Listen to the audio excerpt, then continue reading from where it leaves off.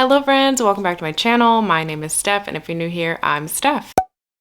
So about 2 years ago, I started reading horror. So I thought that now I've been reading horror long enough that I have quite a few recommendations. I'm classifying this as just horror, but as we all know, there are so many different categories within horror that it's hard to just say something is horror because there are slashers, there's gothic horror, etc, etc. So I did split it into gothic horror and regular horror, but I think a lot of these books can fall into different categories, so take it being general horror with a grain of salt. I think I should also mention that I probably won't go into a ton of detail about what these books are about, because I don't love going into horror and thrillers knowing a whole synopsis. So I'm gonna try to keep it brief and vague so that you can experience the story on your own without potential spoilers. So I read this book recently and I had a lot of mixed feelings upon finishing it, but after finishing it and thinking a lot about it, I realized that I really love this book and it has stuck with me. And that is This Thing Between Us by Gus Moreno. So this is one of those books where I do think it expands upon just general horror, but I wouldn't know exactly what to classify it. So in this book, you're following Thiago, and Thiago has just lost his wife, Vera. But before she passed away in a tragic accident, they were having really weird situations with their version of Alexa. It's called something else in this book, but I can't remember exactly what it was called. And this Alexa was ordering them weird packages, it was giving them weird ads, and then suddenly Thiago's wife dies in a tragic accident. So there's this like fear of tech in here, but there's also just a lot more that ends up happening throughout the rest of this book, because you meet Thiago after the fact of his wife passing away in this tragic accident, and he is kind of going back and telling you this story and thinking on everything that happened leading up to that accident and some of the horrific things that begin to happen afterwards. And I just really enjoyed this because I didn't know where it was going. It was a very unexpected book and you kind of were just along for the ride. This is one of those horrors that has an open ending, so if you don't enjoy open endings in a book, I wouldn't pick this up. You're not going to be satisfied with the ending. I really enjoy an open ending. Oftentimes I think it's fun to have an open ending because you can really look back on everything that happened in the book and kind of assert where things are going. Sometimes things are less open-ended than you originally thought they were. So I feel like this book is one of those where you can like reread this a few times and get something completely different every single time. I also would like to add that I think some of my favorite horrors, which I've learned throughout reading horror, really deals with grief, and obviously he's lost his wife, the love of his life, and so he does deal with grief in this book, and it's very interesting to see those elements in a horror book. I just think it makes it more well-rounded when you have a lot of more real-life elements. It brings a bit of levity to the book, and I don't know, maybe it's because you don't have to suspend your disbelief too much for somebody struggling through something like that. But when you add horror on top of it, it's like, shit. Which I guess is a good time to talk about The Only Good Indians. So this very much deals with modern day indigenous struggles about identity, culture, traditions, colonization, and how colonization has shaped those relationships between identity and culture for indigenous people. So this is about 4 indigenous men who end up doing a cruel act in their youth that comes back to haunt them as adults, and they are now basically struggling for their lives. I really love this book. I think about it all the time. It was very disturbing for me. It was one of the first times that I really dove into a book that had a lot of horrific imagery in it. I think prior I had only read like 2 other horror books, one of them being Mexican Gothic, where the imagery is like kind of at a minimum. But in here, there's a lot of graphic imagery and it definitely disturbed me. It was at times hard to get through, but that's just because I'm a chicken and I also don't really like graphic slashery things, which I think you'll notice in my theme of what I enjoy in horror and thrillers. But I ended up really loving this and thinking that all of those moments that really did disturb me made this book what it is, and I ended up giving this 5 stars, and I think about it all the time, especially the themes that are presented in here, and I think Stephen Graham Jones does that in all of his books for the most part. So I highly recommend this one, but I definitely think that you have to go in with an open mind, especially about writing style. I see this a lot with Stephen Graham Jones, just generally the writing style people have something to say about it. I think there's a lot to be said for readers who constantly go into books expecting westernized writing styles. Not that you need to like it, but at least, you know, open mind. This next book I actually recommend in tandem with The Push, because I think that if you like The Push, you will really like this book, and that is Just Like Mother. So Just Like Mother also deals with motherhood, but there is a cult that is very present throughout this book. And if you know me, I've constantly been looking for like the perfect cult book. And no, I don't think this is like my perfect cult book, but it definitely does cult super well, and it's fairly disturbing. This follows our main character, Maeve, and she was born into a cult, but not long after she was taken from that cult by police authority. She was very close to a few of the girls in the cult, but namely her cousin Andrea. Maeve has spent years looking for her cousin. She's primarily been using like ancestry websites to look for her cousin and has been sort of unsuccessful until one day her cousin ends up coming back into her life, and it spirals out of control. I can't say what it is exactly that just made me really love this book, other than it was just super disturbing and it made me feel uncomfortable the whole time. And I feel like that's what I'm usually looking for in horrors, is that I want to feel uncomfortable the whole time. I want it to put me in a place where it's eerie, and that's how this felt. I was very uncomfortable by a lot of the imagery, but just the people around Maeve and the things that they believed and the way that they behaved. But also the last like quarter of this book goes off the rails, and I was like, what is happening? And like I said, I feel like if you enjoyed The Push, then you'll probably enjoy Just Like Mother, because it definitely deals with very similar themes, just in a very different way. Add in a cult, and you have Just Like Mother. These next two books are actually two books that I did read in my beginning phases of reading horror. So the first one is Ring Shout by P. Djeli Clark, and I'm not gonna lie, I probably don't remember the synopsis as well as I think that I do for Ring Shout, but basically this is the 1940s. The Ku Klux Klan are actually like these monsters. Of the four women that you're following, Maris is your main character, and her goal is to stop the Klan. So that is what I remember of the synopsis. I loved this. This is another one that bordered the line of being more gory than I probably like, but the writing is so incredible. I think it's so interesting because P. Djeli Clark mostly does novellas. In the last couple of years, he has released a full-length novel, but he's normally done novellas, and his novellas are so well crafted because how he can fit in world building, character development, and an interesting plot into just a couple hundred pages is beyond me. This had such great world building, such great characters. Like, I was crying, I was rooting for characters, I was upset. There was a kind of romance in here that I was like, yes, yes. Yeah. So there's a lot of themes explored that definitely pertain to our real world. And so again, I think that's why I probably love this. Is probably why it's on my list of some of my favorite horror books, if not one of my favorite horror books of all time. And then we have The Good House by Tananarive Due. You knew this one was coming. I've talked about this book so many times. This is by far my favorite horror book of all time. I love haunted house stories. Primarily, I love haunted house movies is what I'll say, because besides this, I haven't found another haunted house book that I like absolutely love. But this is like my favorite haunted house story, although I would say it goes beyond the haunted house trope for reasons, but like this definitely has probably ruined me for other haunted house stories. I'm not sure, but I haven't found one since reading this. So this follows our main character, Angela, and Angela has lost her son to suicide a few years back. And so she has separated herself from the house that they lived in and the town that they lived in and the people in that town that she kind of grew up around, and has made a new life in Los Angeles. But years later, something is drawing Angela back to the house that she grew up in. That was her grandmother's house and the house that Corey ended up dying in. And so she goes back to visit this house, and things are not what they seem.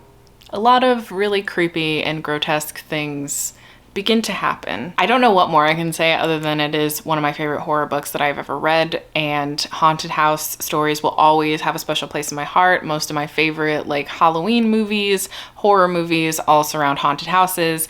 This has a great take on that, and I loved the generational aspects of this house and how it played into its haunting. So I highly recommend this. I will say this is a slow burn type of novel. I do believe that haunted house things kind of are that way, where there's little creepy, eerie things happening along the way, and then a big event ends up unfolding. I feel that this does that really well. There's a lot of eeriness to this book. There's a lot of things that put you on the edge of your seat but kind of keep you there because you don't know where it's gonna go. I definitely don't think it's for people who love fast-paced horror. This is like 500 pages and I think the majority of the really intense parts happen in the last like 30% of the book, but I highly recommend it. I cannot wait to read more Tananarive Due. Actually this year I'm going to be, so I'm excited to find more favorite horror books by her. And then another very slow build type of horror is Moon of the Crusted Snow. So this follows a primarily indigenous town during the snowstorm. The snowstorm basically cuts them off from the rest of civilization. So they are stuck trying to figure out like where are they gonna get the rest of this food that they need to feed the town? When can they contact somebody outside of the town to figure out when they will get electricity? But it becomes a much longer period of time than they expected. And in the background, there is a ominous figure lurking around.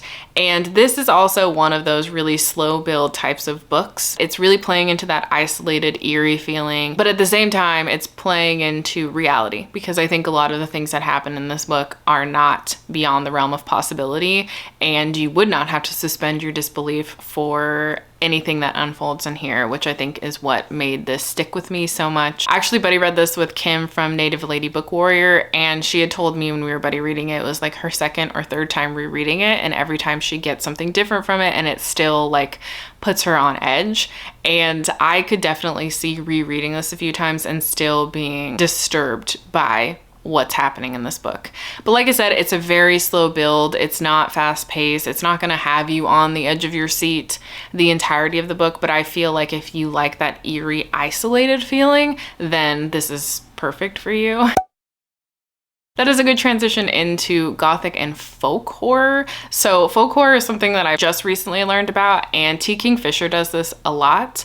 So I think that these are more folk horror than gothic horror. So one of the first ones that I have is The Changeling by Victor LaValle. I read this 4 years ago, and I have bought everything from Victor LaValle since because I loved this book. This was unlike any other horror that I read. So this is folk horror because it is taking a folklore and retelling it in a horror way, I guess. That's a really poor way of describing it, but it's like folk horror. It's a folk tale that's a horror, you know? So anyway, The Changeling follows our main character Apollo, and when Apollo was younger, his father disappeared but left him a bunch of mysterious boxes of books, thus him becoming a book collector. Fast forward, Apollo is now a father, and his wife believes that their child is not their child. She suddenly disappears along with his child, and Apollo goes on a wild ride to try to figure out what the hell is going on. Like, where is his wife? Where is his child? This, I felt like, was such a fun book because it is set in New York and you go through many different areas of New York. Actually, if I remember right, Jocelyn and Bethany went on a whole like adventure with this book around New York, stopping into the places that this book mentions. If I can find their videos, I will definitely link those down below, because I remember watching them specifically because they were talking about The Changeling, and I don't see a lot of people talking about The Changeling, and then I just thought the video was really fun. But also that brings up the point that you get to visit a lot of different places in New York. There's a lot of humor in it, but there's also like very disturbing parts. There's some disturbing characters. There are some characters that like put you on edge. And the fact that it's taking a classic fairy tale trope and making it more modern was super interesting to me, because I'm not necessarily somebody who loves fairy tale retelling type things. More specifically Disney stuff. I don't love Disney retellings in books. Anyway, it really hit all the marks for me, and I just remember loving this. I've been so far away from it for so long, because I think we're coming up 5 years since I've read this, that I definitely really want to reread this soon. This next one Similarly, I classify it as gothic horror, but I think it's more body horror, which I think often goes along with gothic horror. I don't know. It's a slow build. I think it's been classified more as gothic horror. It was one of my favorite books of last year, and that is Sorrowland by Rivers Solomon. I loved this book. I guess you could say that this does cult really well, but you don't spend as much time in the cult as other books. So this, again, couldn't be like a perfect cult book because you're not really in the cult. But our main character, Vern, is escaping a cult at 7 months pregnant, and she ends up having her children in the woods and raising them in the woods, but disturbing things begin to happen to her body and to things around her. So this is a story of her trying to understand that metamorphosis that she's going under and why this is all happening to her. It's a story about community. She's kind of beginning to build her own community while raising her children, and the children are like so realistic to me. The way that Rivers has written children is like one of the first time that I've read children where I was like, yes, they would act like that. Not that I have children, but I work with children, specifically children that are very much this age. So I see their behaviors every single day. And so sometimes I feel like I'm a little bit critical of children in books and how they're written, but they're very much childlike in here. This is also just like one of my favorite books that I've ever read. I think in general, there's just something about the writing that really drew me in. This definitely is, again, one of those books that deals with modern struggles. I just loved those aspects of it, just like the realistic nature of it and the topics that I was trying to explore. But the writing is really well done. The characters are super memorable. And there's just something about this book that I keep going back to in my brain. I don't know, like I think on this book a lot, which is why it was one of my favorite books of last year. I just think about it a lot, and I would really like to reread it at some point, but rereading, while it used to be a big thing in my life, has not been a big thing in my life these days. So who knows when I will get to reread any of these. The last book on this list is What Moves the Dead by T. Kingfisher. So like I said, T. Kingfisher does a lot of folk horror, and this is no different. This takes the Fall of the House Usher and reimagines it. Although I would argue that it doesn't reimagine it. It expands upon what's already there. The bones of the story are almost exactly the same as the Fall of the House Usher. There's just a little more structure to it. So you are following our main character, who in the Fall of the House Usher is nameless, but in this book is named Alex. And Alex ends up receiving a letter from Madeline Usher, who has said that she is dying and she would like to see Alex one last time. So Alex ends up going, notices that both the Usher siblings are kind of looking gaunt, looking not real good, and it's like, something's going on here. So they kind of launch their own little investigation with a few side characters. There's a doctor and there's a mycologist, and they do some different experiments, but really creepy stuff starts unfolding in the background of them trying to figure stuff out, and they're like, maybe there's more to this than just what we're thinking, and it gets really creepy, and I ended up really loving this. I read this book for Kayla's Literally Dead book club for August, and we ended up also reading the short story. And honestly, because the short story is so expanded upon in this book, I ended up liking the book more than I liked the short story. But the short story is still really good. It's just, you get so much more from this, and I ended up really loving where it was going. This one very much falls under that gothic horror trope of being very slow build, and then the ending is explosive, and then it just ends. I really love T. Kingfisher's writing style. She always ends up bringing a little bit of humor to every book that she writes. This one's no different, though I think this is probably my favorite T. Kingfisher that I have read, and I think I've read like 4 of her books by this point, and this is definitely my favorite one. So I'm looking forward to reading more books in her backlist that are similar to this one. If you made it this far and have nothing to say, feel free to leave any type of Halloween emoji down below, and I will talk to you next time. Bye!